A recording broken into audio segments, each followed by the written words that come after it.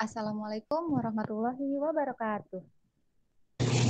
Waalaikumsalam warahmatullahi wabarakatuh. Warahmatullahi wabarakatuh. Selamat pagi anak-anak. Pagi, Bu. Apa kabarnya nih hari ini? Alhamdulillah, luar biasa. Allahu Akbar.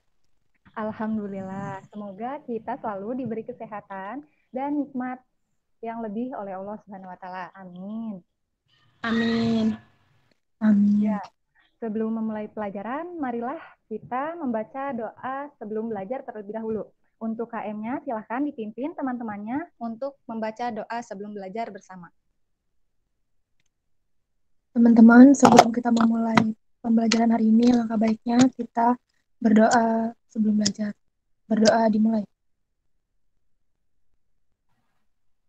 Selesai. Ya, terima kasih. Selanjutnya Ibu akan absen terlebih dahulu ya.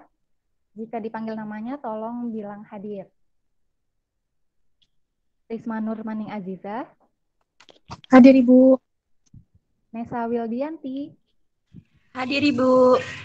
Isni Ramadhani, Hadir Ibu. Eni Widianti. Emi kayaknya terkendala sinyal, Ibu. Oke, baiklah. Kalau begitu, kita langsung saja ya. Di sini, apakah ada yang masih ingat tentang pelajaran kemarin? Nah, kemarin kita kan telah mempelajari fotosintesis. Nah, di mana saat tumbuhan berfotosintesis itu akan menghasilkan zat hijau daun atau disebut dengan Profil. Nah, betul. Nah, pelajaran sekarang kita akan melanjutkan pembelajaran yang kemarin.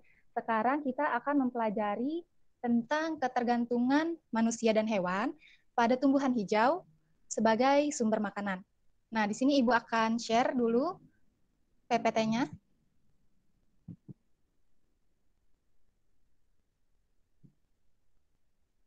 Apakah sudah terlihat? Sudah Ibu.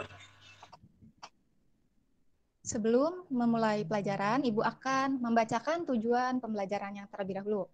Pada pertemuan kali ini ada 3 tujuan pembelajaran. Yang pertama, siswa dapat menyebutkan bagian-bagian tumbuhan yang dapat dimanfaatkan sebagai sumber makanan oleh manusia dan hewan. Yang kedua, siswa dapat menjelaskan manfaat tumbuhan hijau bagi manusia dan hewan. Dan yang ketiga, siswa dapat menjelaskan ketergantungan manusia dan hewan pada tumbuhan hijau sebagai sumber makanan.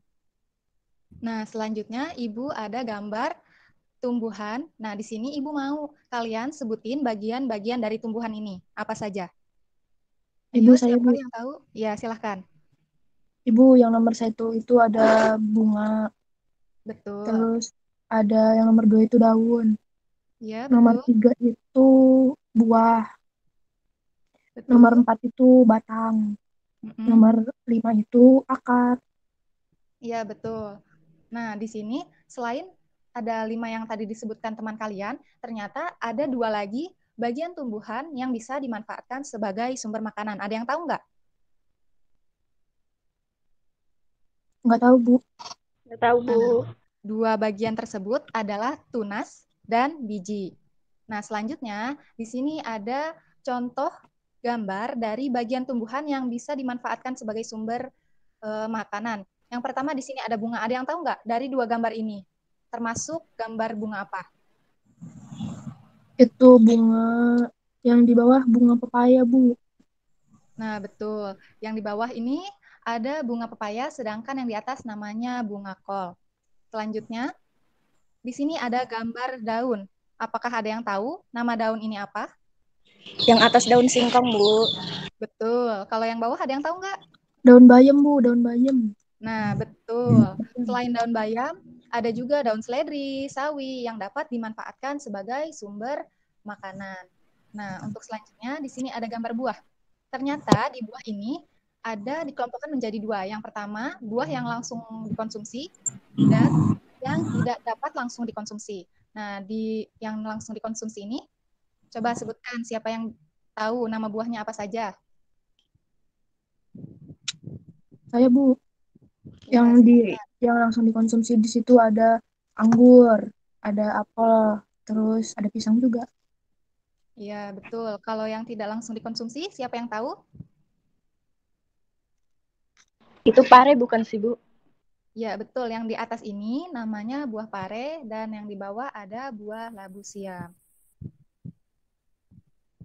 Nah, sebenarnya buah-buah yang dapat dikonsumsi ini banyak ya jenisnya, tidak hanya seperti yang ada di gambar sini saja. Seperti buah mangga, terong, juga termasuk buah yang dapat dikonsumsi. Nah, selanjutnya ada batang. Nah, di gambar ini apakah ada yang tahu namanya apa?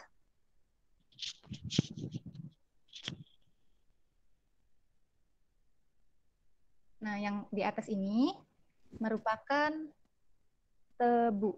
Ada yang tahu tebu? Tahu, Bu.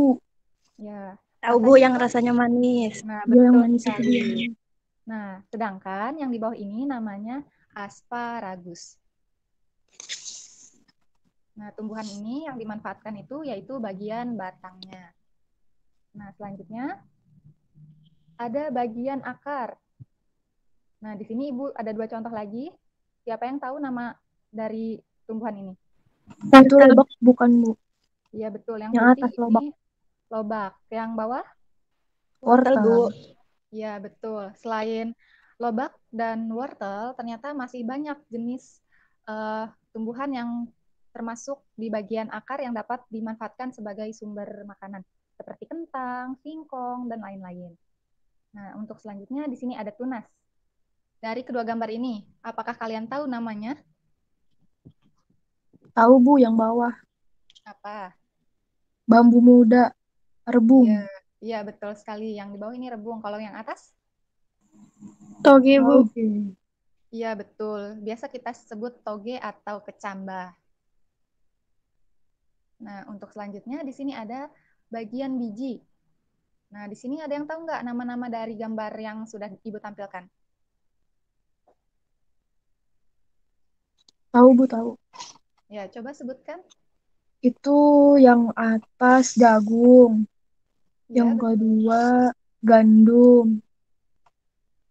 yang ketiga kedelai. Ya, betul. Yang pertama di sini ada biji jagung, biji gandum, dan biji kedelai. Awas ya, ingat kedelai, bukan keledai. Nah, anak-anak ternyata banyak sekali tumbuhan yang bisa dimanfaatkan sebagai sumber makanan. Nah, selanjutnya di sini Ibu ada video tentang manfaat tumbuhan sebagai sumber makanan dan lain-lain bagi hewan dan juga manusia. Tolong disimak ya videonya.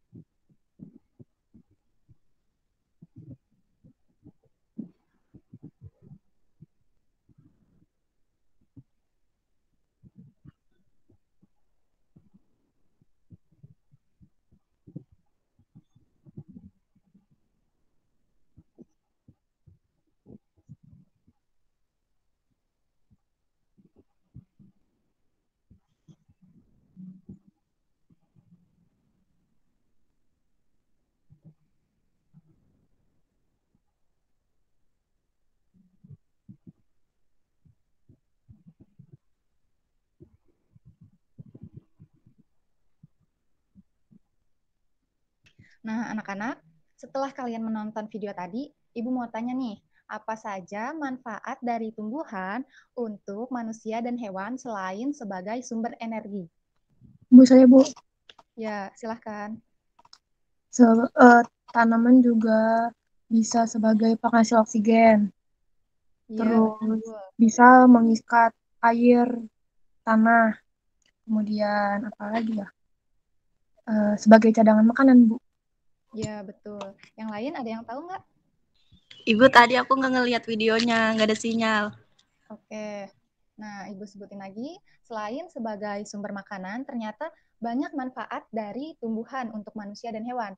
Sebagai cadangan makanan, untuk sumber vitamin bagi kesehatan manusia, bisa juga penghasil oksigen, terus pengikat air tanah, juga untuk tempat peneduh dan memperindah bumi. Nah, untuk hewan juga ternyata memiliki manfaat, diantaranya itu sebagai sumber energi. Nah, selain sumber energi bagi hewan, ternyata tumbuhan juga bisa menjadi habitat atau tempat hidup hewan. Coba kalian sebutkan, ada yang tahu nggak? Hewan yang tempat tinggalnya itu di tumbuhan. Harimau, Bu. Ya, selain itu ada lagi nggak? Ulat, Bu, ulat. Iya, betul. Selain yang kalian sebutkan, hewan yang bertempat tinggal di tumbuhan itu ada burung. Nah, selanjutnya, di sini Ibu ada pertanyaan. Lalu bagaimana jika tumbuhan tidak ada di dunia ini? Ayo, siapa yang bisa jawab? Manusia nggak bisa hidup, Bu. Hewan juga. Iya, betul. Ada lagi? Gersang, Bu. Tanahnya jadi gersang. Panas.